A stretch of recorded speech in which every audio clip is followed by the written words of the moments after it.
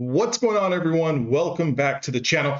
We're going to talk about the Nasdaq 100. We're going to flip the script a little bit, and we're going to talk about the QQQs, which essentially is the same thing as the Nasdaq futures for all my futures traders out there. Now, on the futures side of things, I traded Apex today. We went up about $850 on a few trades. Again, trading between 2 and 3 mini contracts. Very, very quick scalps. Again, we did have some aggressive price action, but what I want to talk to you guys about is the option side of things. Those of you guys who are in the Discord, you guys seen I posted in the profits and loss channel the $680 win trading options on the QQQ. I want to show you guys the setup because it's literally the same way that we trade futures, right? It doesn't matter what asset class that you're trading, doesn't matter what instrument, doesn't matter what time of day. All the setups are the setups, supply and demand. So again, I've got a lot of moving averages on my chart. Again, tomato, if you don't like it, well, then all you have to do is kind of cross-reference some of my levels with whatever strategy or whatever markings you put on your chart, okay? Been trading this way for 13 and a half, going on 14 years. Don't really see a reason to need to change it because some dipshit on YouTube thinks that there's too many moving averages, right? So what we're looking at here is, again, if you look at the pre-market, okay, we had the news data that came out, market spiked, right? So when I was looking at this in the pre-market, watching the market spike, one of two things was going to happen, right? Either we were going to come back down into this original breakout area, right around 613, consolidate, and then push higher, maybe going into lunch or even coming out of lunch. And then we can take that continuation long. That did not happen. In fact, right off the open, we put in a very quick spike that kind of swept those news highs, and then we sold off and we failed to ever see higher prices. So again, when you're trading it live and you're trading in real time, you have to analyze things and break things down very, very quickly, right? So it's going to come down to your execution skills and your critical thinking, comprehension level in skills, because you need to be able to react. You need to be able to comprehend what's going on. And not only that, you've got to be able to think on the fly. Okay. And a lot of times newer traders, you tend to chase the first initial momentum because you have a lot of FOMO, and then you miss the real move. So for everyone who went long within the first 1 to 5 minutes off the open, more than likely, you probably lost a lot of money, okay?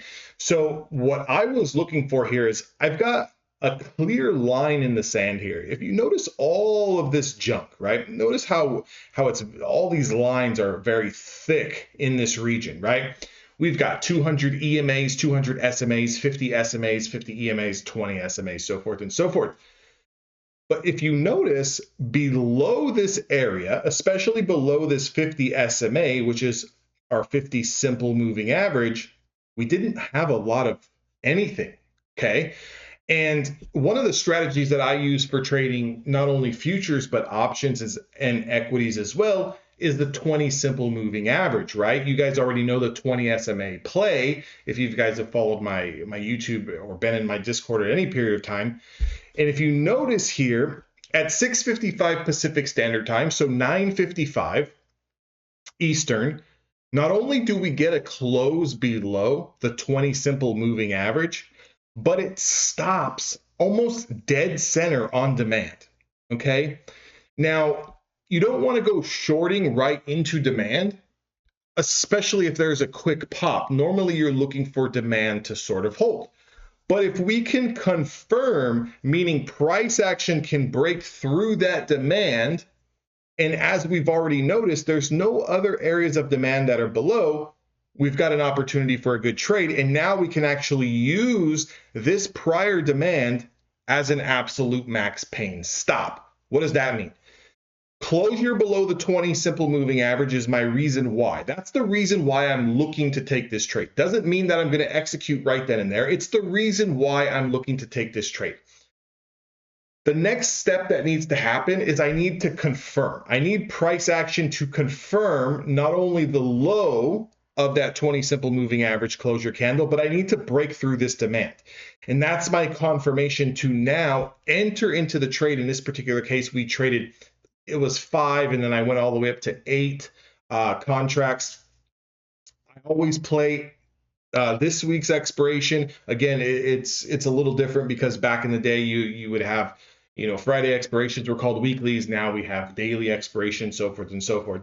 So I was playing today's expirations, which I still call them weeklies, but today's expirations, so 0 DTEs, and I was looking for just a quick move, okay? And when the price action started to get below that 50 simple moving average, it really started to wash out and it really started to push this most recent swing low here from the pre-market.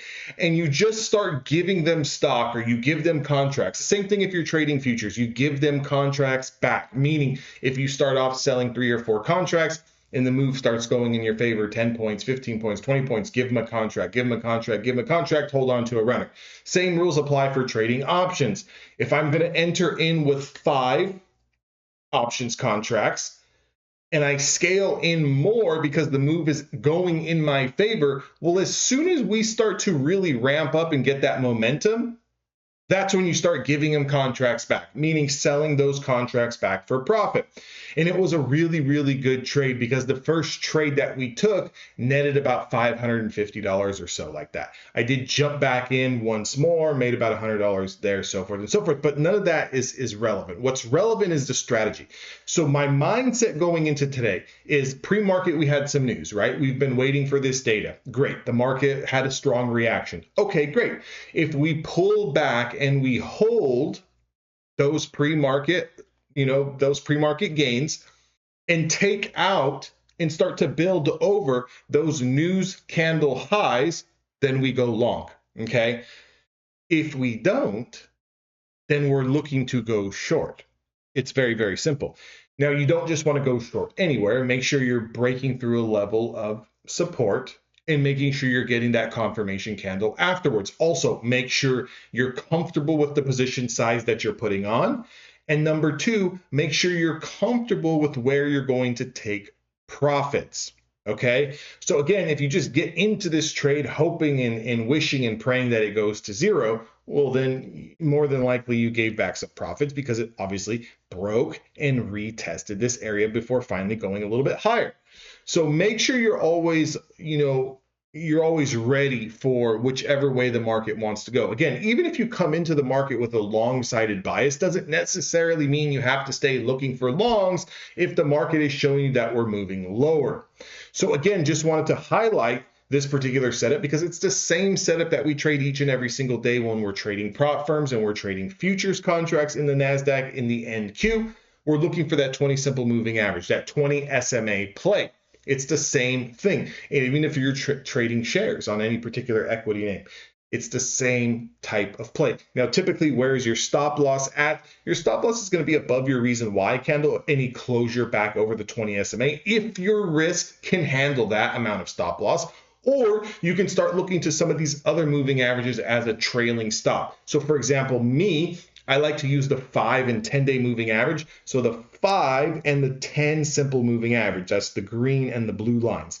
If we were to get into this trade and a candle closes back over the 5 or 10 simple moving average, we cut the trade. It is what it is. You just get out of the trade. There's no more money to be made. We were wrong. You're not going to be right on every single move.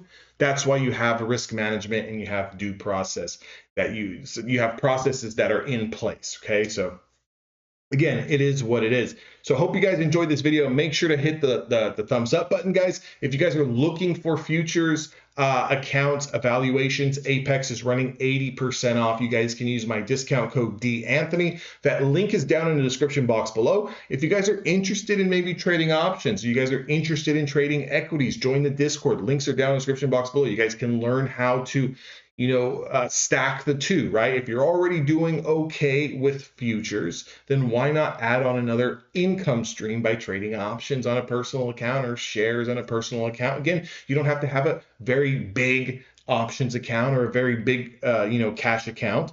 You can start with a few thousand and trade very, very small. It's like the same thing in when we're trading futures.